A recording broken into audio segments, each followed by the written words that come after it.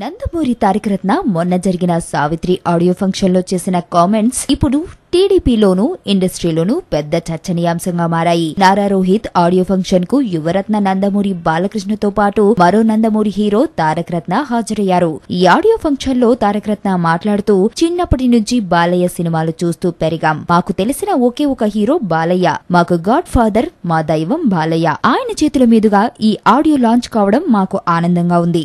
మా కుటుంబం నుంచి ఎంతో మంది వచ్చి నందమూరి హీరోలం అని చెప్పుకుంటున్నారు. కానీ తాతగారి తరువాత ఆయన ఇచ్చిన బరువు బాధ్యతలు భుజాన వేసుకుని తిరుగుతున్న ఒకే ఒక్కరు బాలయ్య బాబాయ్ అంటూ జై బాలయ్య, జై జై బాలయ్య అంటూ ఆవేశపూరితమైన ఉపన్యాసాన్ని ఇచ్చాడు. ఈ ఉపన్యాసంలోని మాటలు జూనియర్ అభిమానులతో పాటు జూనియర్ కు కూడా బాధను కలిగించినట్లు తెలుస్తోంది. ఎంతో మంది నందమూరి హీరోలం అని చెప్పుకుంటున్నారు అని తారకరత్న చేసిన కామెంట్స్ ఎన్టీఆర్ ను టార్గెట్ గా చేసుకుని వేసినవే అన్న భావన ప్రతి ఒక్కరిలోని కలుగుతుంది. బాలయ్య 100వ సినిమాలో తారకరత్న నెగిటివ్ క్యారెక్టర్ చేస్తున్నాడు అని వార్తలు వస్తున్న నేపథ్యంలో బాలయ్యకు మరింత దగ్గర కావడానికి తారకరత్న ఈ కామెంట్స్ చేసి ఉంటాడని జూనియర్ భావన అని అంటున్నారు. అలాగే నారా రోహిత్ నటించే సినిమాలో కూడా తారకరత్న విలన్ గా నటిస్తున్న సంగతి తెలిసిందే. ఈ నేపథ్యంలోనే తారకరత్న ఎన్టీఆర్ ను టార్గెట్ గా చేసుకుని ఈ డైలాగ్స్ వేశాడని అంటున్నారు. ఇక బాలకృష్ణ కూడా వీరిద్దరిని చాలా ప్రోత్సహిస్తున్నందున Balayya and co NTR target గా పలుసార్లు